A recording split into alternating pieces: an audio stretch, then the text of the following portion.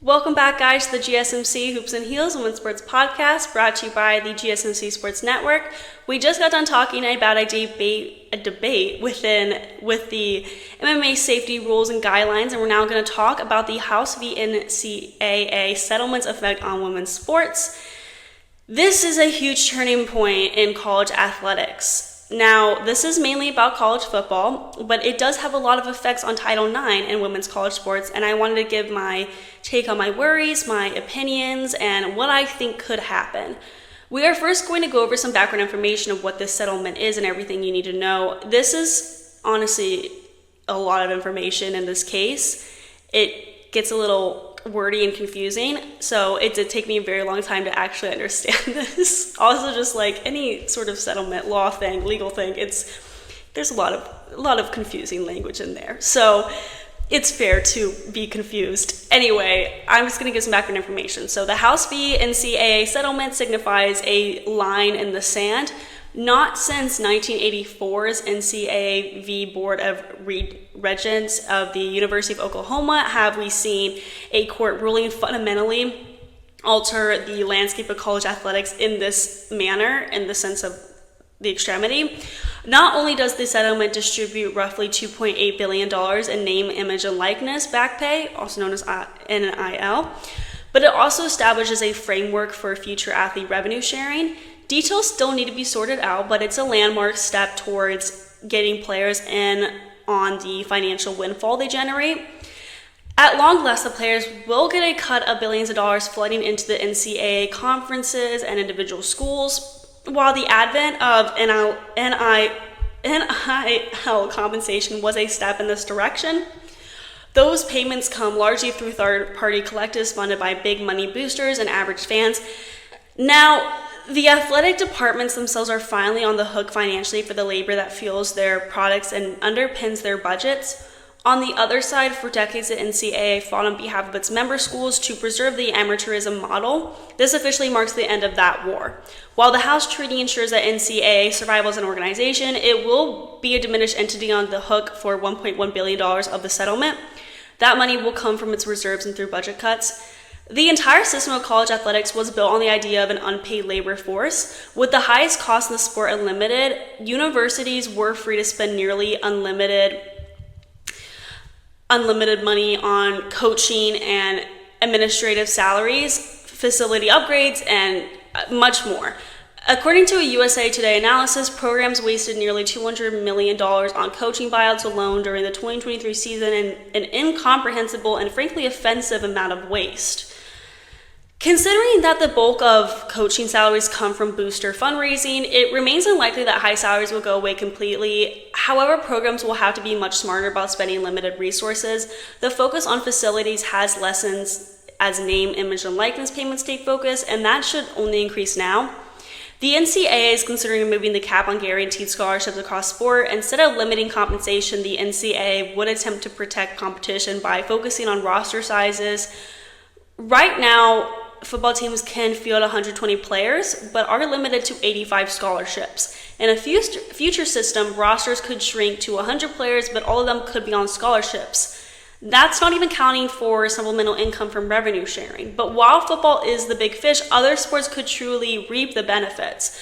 But baseball teams are limited to 11.7 scholarships on a 39-man roster. That could change, but the Title IX implications could also be significant, as schools would have to fund 27 additional scholarships for women's sports.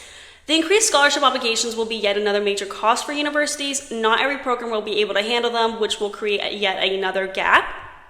The NCAA tournament does benefit from this, as it will preserve the NCAA tournament itself.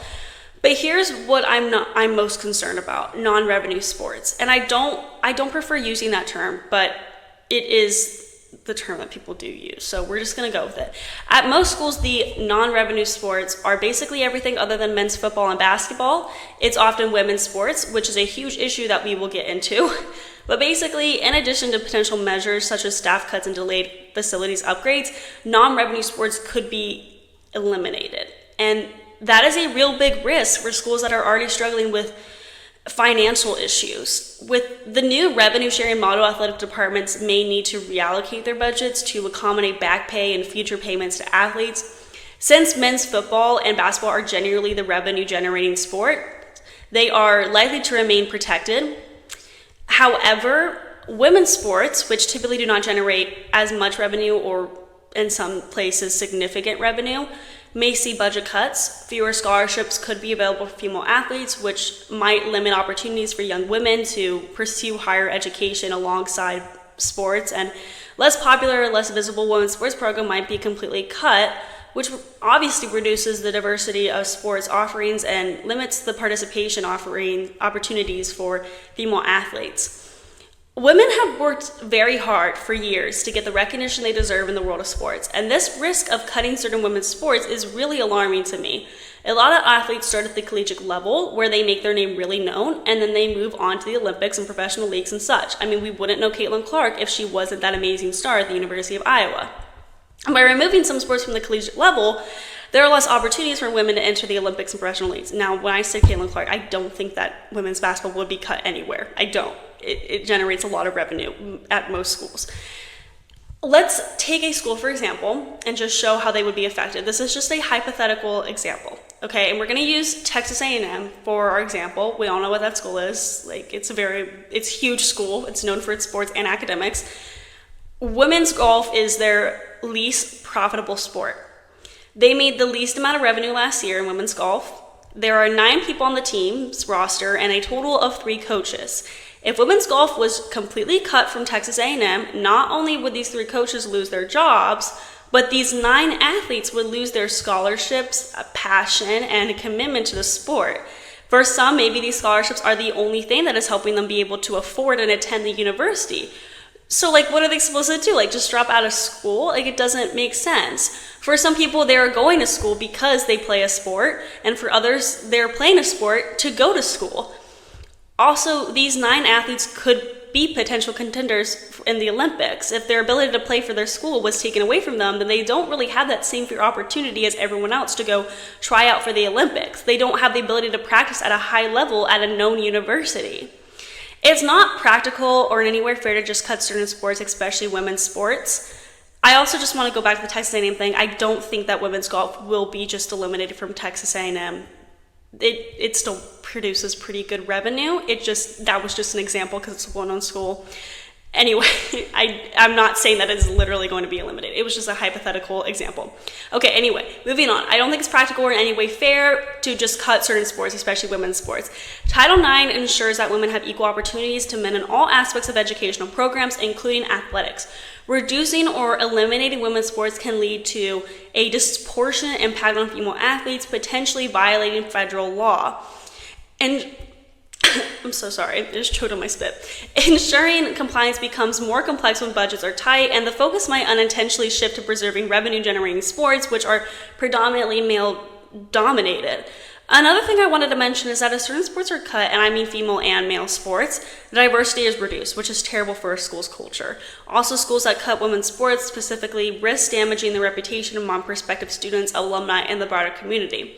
Such actions can be viewed as a step backward in terms of gender equality and fairness, which might deter prospective students and donors, impacting the university's overall appeal and financial help. So really, cutting the sport wouldn't really do much good for the school financially when you think about it, and in the long term. Furthermore, women's sports have historically received less media coverage than men's sports. It has gotten better, but it has historically received less media coverage. With financial constraints, there might be even less incentive for college and media athletes to promote women's sports, which can affect the growth of these sports in terms of fan base and future revenue potential. This decreased visibility also impacts athletes' ability to capitalize on NIL opportunities. The shift in how college sports are financed and valued might influence long-term advocacy and support for women's sports. If women's sports are perceived as financially unsustainable or less important, it could set back efforts to promote gender equality in sports. This is critical, as the support for women's sports also influences broader societal attitudes towards women in general, and sports and the professional level. So we're now going to move on to our next and last segment, where we talk about the CrossFit semifinals in the North American West and Oceania regions. This was all just a lot of information. I do have a lot of takes on this issue, especially regarding female sports, obviously. There is just a lot to discuss on here. So we are just going to go ahead and start talking about our next segment after we take a little short break. So I will see you guys really soon.